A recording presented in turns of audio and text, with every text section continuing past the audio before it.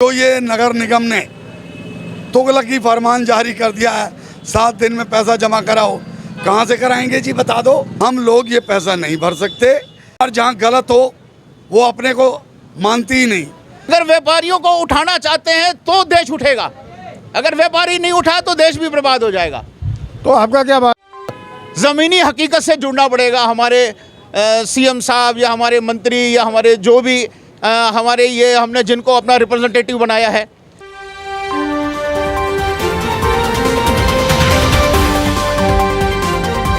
नमस्कार, आज हमारे साथ है हरियाणा व्यापार मंडल के बाटा मार्केट के प्रधान सागर जी। तो सागर जी, आज बाटा मार्केट के यहाँ पर जो लीड होल्डर दुकानदार हैं, इन्होंने दुकानें बंद करके अपना रोष प्रदर्शित कर रहे हैं, क्या कारण है इसके पीछे? सर नमस्कार, पहले तो आपका बहुत बहुत धन्यवाद कि आप हम व्यापारियों की आवाज़ उठाने आए हैं। मैं बता दूं, हम बहुत छोटे छोटे व्यापारी हैं जो अपनी दुकानों में काम करके गुजर बसर करते हैं। सन 1976 में ये लीज़ की दुकानें हमें अलॉट की गई थी और लगभग आज तक बढ़ते बहुत छोटे फिगर से लेकर आज तक बढ़ते हर साल 5% लीज़ का रेंट बढ़ते लगभग आज हम 3800 रुपये सालाना भरते हैं।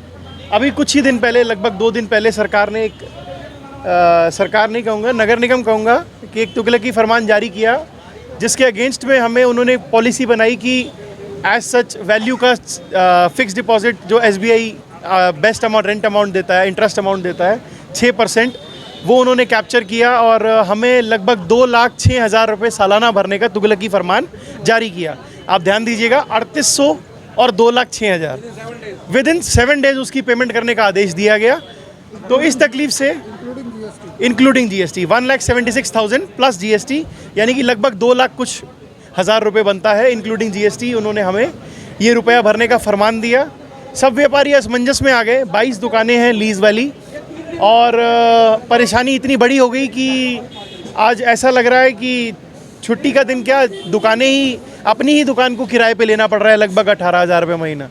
तो सभी व्यापारी बहुत परेशान है। इतनी आमदन नहीं है, कोविड के चक्कर में पहले ही बाज़ार बहुत मरा हुआ है। अब क्या करना है और क्या नहीं करना, इस असमंजस के लिए हम लोग बहुत परेशान हैं। और आज हम सब ने मिल के प्लान किया कि हम दुकानें नहीं खोलेंगे और जाके नगर निगम जाकर कमिश्नर साहब से मिलकर अपनी व्यथा रखेंगे और अपना सोल्यूशन मांगने के लिए, अपना हक मांगने के लिए उनके सामने अर्जी देंगे। हमारे साथ है हरियाणा व्यापार मंडल के जिला प्रधान राम जुनेजा जी। तो राम जुनेजा जी, ये तो मतलब आपका ही एक हिस्सा है, तो सारे व्यापारी मिलके, आप खुद और बाकी बाज़ारों में जो हरियाणा व्यापार मंडल के प्रधान हैं, क्या सब मिलके इस आवाज़ को उठाएंगे? सर नमस्कार, पहले तो आपका और आपके चैनल का धन्यवाद। सारे व्यापार मंडल के प्रधान, कुछ लोग तो यहाँ भी आए हुए हैं, 1 नंबर मार्केट से विनोद आहूजा आए हुए हैं, सागर दुआ यही हैं। बात यह है कि एक 3800 रुपये अमाउंट साल का भरना है, पहले से भरते आ रहे हैं और आज एकदम 2 लाख समथिंग, ये कहाँ तक जायज़ है? पहली बात। दूसरी बात, जब हमारे बुज़ुर्गों ने सरकार के साथ और सरकार ने हमारे बुज़ुर्गों के साथ लीज़ एग्रीमेंट साइन किया था, तो उसमें ये सरकार पीछे क्यों हट रही है? क्या वजह है? ऐसी क्या परेशानी आ गई? सरकार किसानों की समस्याएं तो सुनती है, व्यापारी की समस्या नहीं सुनती। क्यों? कि व्यापारी हमेशा सरकार के साथ चल रहा है। हम हमेशा हर बात में सरकार की सपोर्ट करते हैं। सरकार को भी हमारे बारे में सोचना चाहिए। आदरणीय कृष्णपाल जी को भी, आदरणीय सीमा त्रिखा को भी, आदरणीय मनोहर लाल खट्टर जी को भी मेरी सबसे गुजारिश है कि व्यापारियों के जो ये नगर निगम ने तुगलकी फरमान जारी कर दिया है, 7 दिन में पैसा जमा कराओ, कहाँ से कराएंगे जी बता दो। 2-2.5 साल से तो कोरोना ने बुरा हाल कर रखा है। इसका जीता जागता उदाहरण है कि सरकार ने खुद कई जगह 90 विधानसभाओं में राशन भेजा था। अगर हालात अच्छे होते तो राशन क्यों भेजे गए?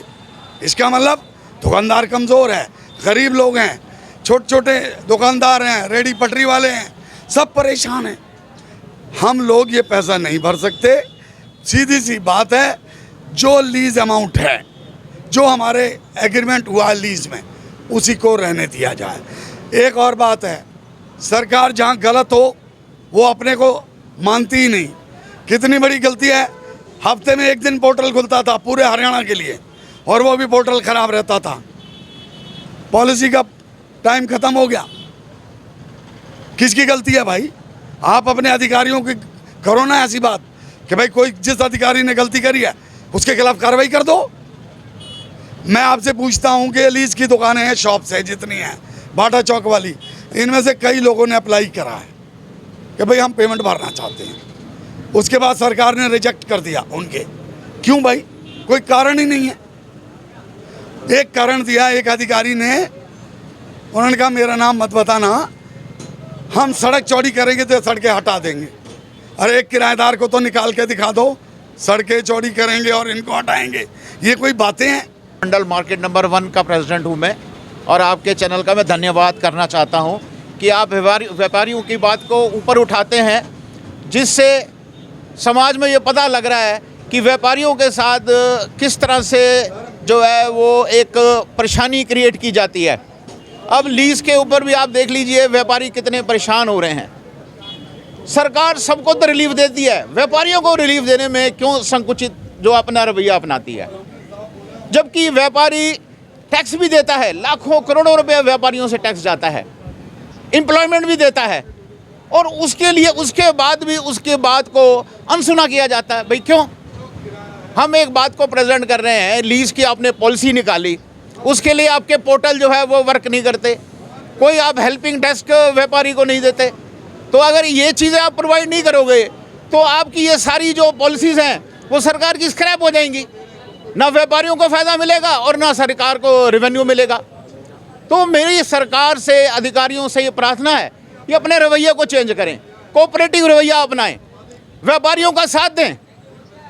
अगर व्यापारियों को उठाना चाहते हैं तो देश उठेगा, अगर व्यापारी नहीं उठा तो देश भी बर्बाद हो जाएगा। तो आपका क्या मानना है कि जो वर्तमान सरकार है व्यापारियों के पूर्ण सहयोग देने के बावजूद भी कहीं ना कहीं ये व्यापारियों का साथ नहीं दे रही है? एक्चुअल में या तो इनको मिस रिप्रेजेंटेशन की जा रही है, अधिकारी लोग प्रॉपर इनको जो है सही तरह से गाइड नहीं कर रहे।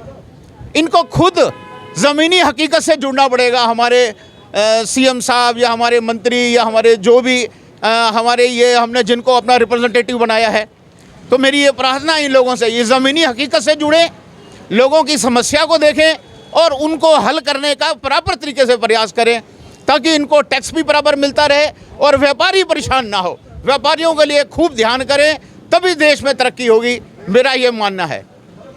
आपकी भी यहाँ पर लीज की दुकान है, क्या नाम है आपका? दिनेश तलूजा। हाँ जी, दिनेश तलूजा। तो तनुजा जी, आज जो आपने मार्केट बंद रखा है अपना विरोध प्रकट करने के लिए, कब तक बंद रहेगा? जैसे हमारे प्रधान कहेंगे वैसे तब तक रहेगा बंद, ये अप्रोक्स शाम तक रहेगा बंद। हम लोग जब गवर्नमेंट की सारी बातें मानते हैं, छज्जे हटाने को बोला, छज्जे हटा दिए, सबका लगभग 1-1 लाख नुकसान हुआ है। सबने तिरपाल लगाए, ये लगाए, सब गवर्नमेंट की बात मानते हैं हम। हमारी डिमांड है यहाँ लाइटों की, वो कब से है, पूरी नहीं हुई अब तक। इतने बड़े एरिया में शौचालय नहीं है, वो पूरी नहीं हुई अब तक। हम लोग सारे काम करें, गवर्नमेंट हमारे लिए कुछ ना करें, और उल्टा चाहती है हमारे से, हमें प्रॉब्लम करती है, परेशान करती है। हमारी समस्या हल की जाए। इतना रुपया ना तो भरने का वो कोई औचित्य है, ना गवर्नमेंट की डिमांड इतनी होनी चाहिए लॉजिक वाइज। ज़माने से बैठे हैं हम लोग, जो हम रेंट दे रहे हैं इस टाइप का, अभी रेंट का नाम दे रहे हैं लोग, रेंट नहीं लीज का कुछ भी अमाउंट कह लो आप, वो बेटर रहेगा बनस्बत इसके कि इतना मोटा अमाउंट भरा जाए। आपकी भी लीज की दुकान है जी, क्या नाम आपका? मेरा नाम राकेश वधवा है। क्या परेशानी है बदवा से? सर लीज़ की ही प्रॉब्लम है। मैं अपने घर में तीसरी पीढ़ी हूँ जो इस शॉप के बैठा हूँ इस टाइम। सर पहले थोड़ी कम लीज़ हुआ करता था, अब इतना लीज़ बढ़ा दिया।